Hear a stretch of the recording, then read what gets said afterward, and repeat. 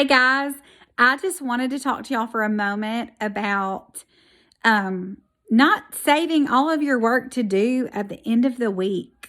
It's really important that you do your best on these assignments. They are for a grade. And you can only do your best when you're not stressed with 5 or 6 things to do. I suggest tackling one subject a day. Work for maybe an hour, maybe a little bit longer if you need it, and then enjoy the rest of your day. Nobody wants to work all day on Thursday and Friday. So break up your assignments. Do like your reading on Monday, maybe your science on Tuesday, math on Wednesday, social studies Thursday, and maybe grammar on Friday. So don't save it all to do at the end of the week. Tackle a little bit of it each day. Okay, y'all have a great day. I miss y'all. Bye.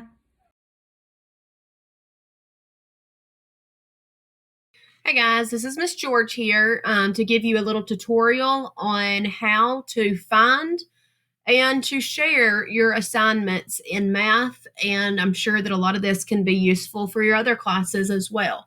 That's the biggest thing that I've seen this week is people having trouble finding their assignments, but more so people having trouble taking a photo of their assignment and submitting it as an attachment instead of an email or a text.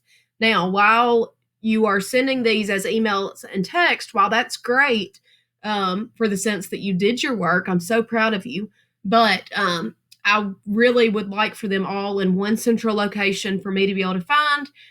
Because as you can imagine, with me, teaching from home right now, my email and my text messages are blowing up. So I do not want them to get lost in the busyness of this time. So if I could have you attach them to the correct place, that would help me a lot more.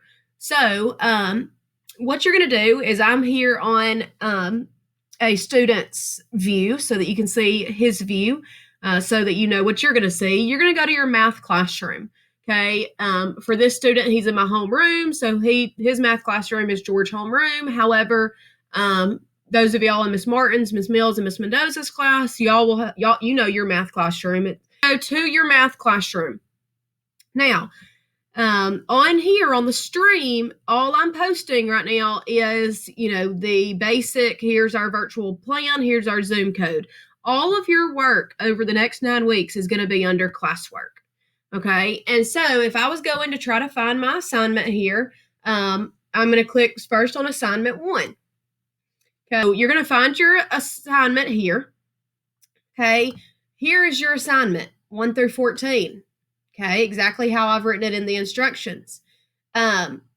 The other things posted are videos of me going through and helping you with certain parts of this assignment. So if you ever need any help, I have uploaded videos of myself teaching just like I would at Lincoln Elementary School. Okay, so there are some ways that you can do this assignment. Now, please understand, parents and students, I'm not trying to make your life more difficult by not giving you an online assignment where you can just click the answers online. The reason I've done this is because I still need to see your work. Okay, so there's a couple ways that you can do this assignment. You can just write it on a sheet of paper, your answers and your work, or if you have access to a printer, you're more than welcome to print this out. Okay, whatever you need to do. Now, I want to take you through a couple of work samples that I've gotten so far turned into me, and some ways to make our attachments a little bit better. Okay, so let's go up here and let's look at a couple. So this was one that was turned in, and I've had permission from this student to post this. Just know that if you cannot read your work on your picture, then I'm not going to be able to read your work. Let's see how we could have made this better. So one way of making this a little bit easier to read is just going over it a little bit darker with your pencil or with a black pen or marker. So for example, you see how this one is the same exact assignment, except it's just a little bit easier to read because I've gone over it with my black marker. Okay.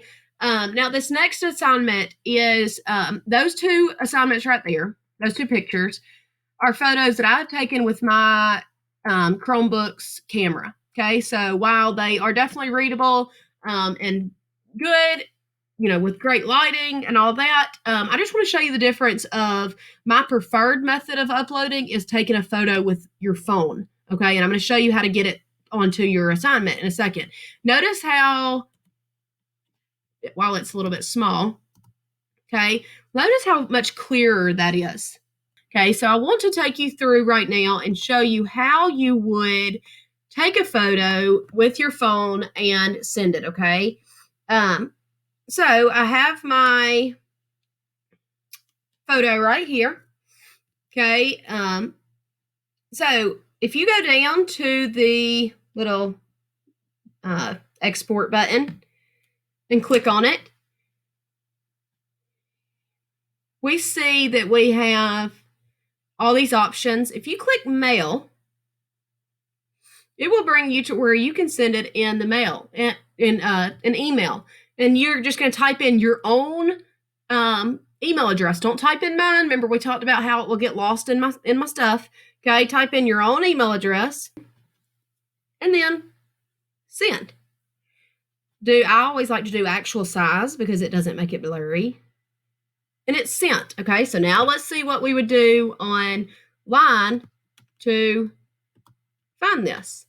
Okay, I'm going to go to my email, and I see it right here. It's come up. Okay, so I will click on it. It is now on my computer. So that's been the biggest thing of Miss George. How do I get it from my phone picture to my computer? Just email it to yourself. Once you email it, your computer should look like this. This little button right here will add it to your drive. All you have to do is click it. It is added to your drive. Another option is you can click the download button, and it'll download it to your computer's hard drive. Okay, so after that, I've had a lot of questions. Miss George, we don't see a button where we can attach it. Well, that's why we're going to click on View Assignment. Once I view assignment, I see the Add or Create button. And then I can, from the Google Drive, add. It adds it. Of course, check to make sure it looks good. And then make sure to click Turn In. And that's the best way to upload your work.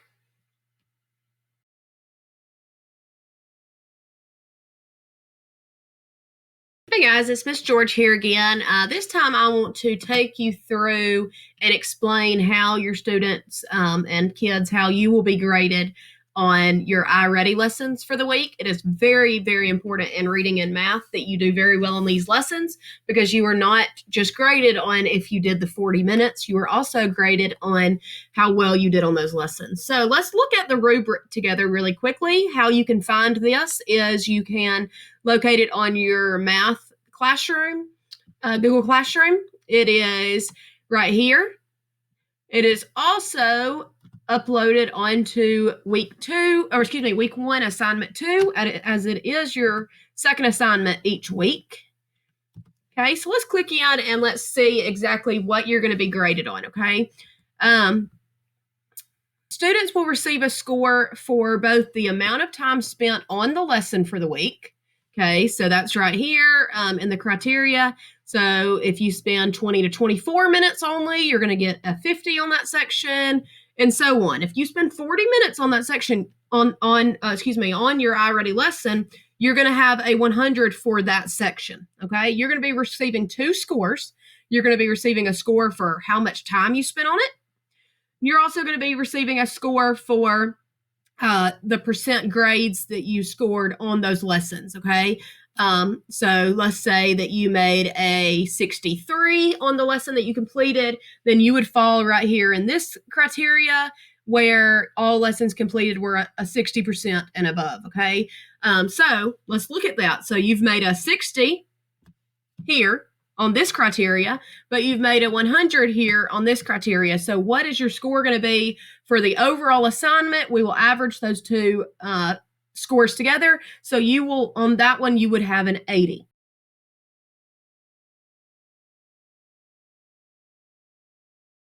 Hey guys, hope you're doing well. We miss you all so much. I'm here to remind you about assignment corrections, much like test corrections.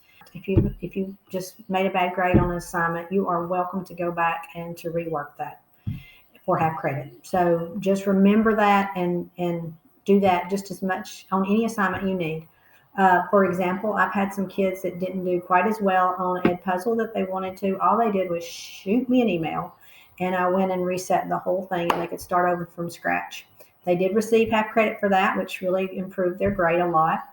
Not all assignments are digital like that. So if you do a math assignment for Miss George, for example, and you didn't do real well on that, she will just ask you to redo it, and you can resubmit it the way that you did in the first place. So it's just as easy as shooting your teacher an email and letting her know that you wanted to redo whatever assignment it was. So any assignment that you take, that you complete, please shoot your teacher an email if you're not satisfied with what you got. And that's easy. I hope that all of this information, this video, has been useful to you and that it has answered any questions that you may have about what's going on with our virtual learning path. So if you have any additional questions or concerns, you can feel free to reach out to any of us by email, text, or phone call. And students, on behalf of myself and my coworkers, Ms. Mills, Ms. Martin, and Ms. George, we just want to say how much we miss you guys, how much we love you. And even though we are not together at LES every day, we're still here for you no matter what. So if you have a concern about anything or question, and you just need to just make a comment or two, you can contact us. So we're here for you guys during this time, and we just want to let you know, and you just let us know if you need anything. So you guys take care, and we love you. Bye.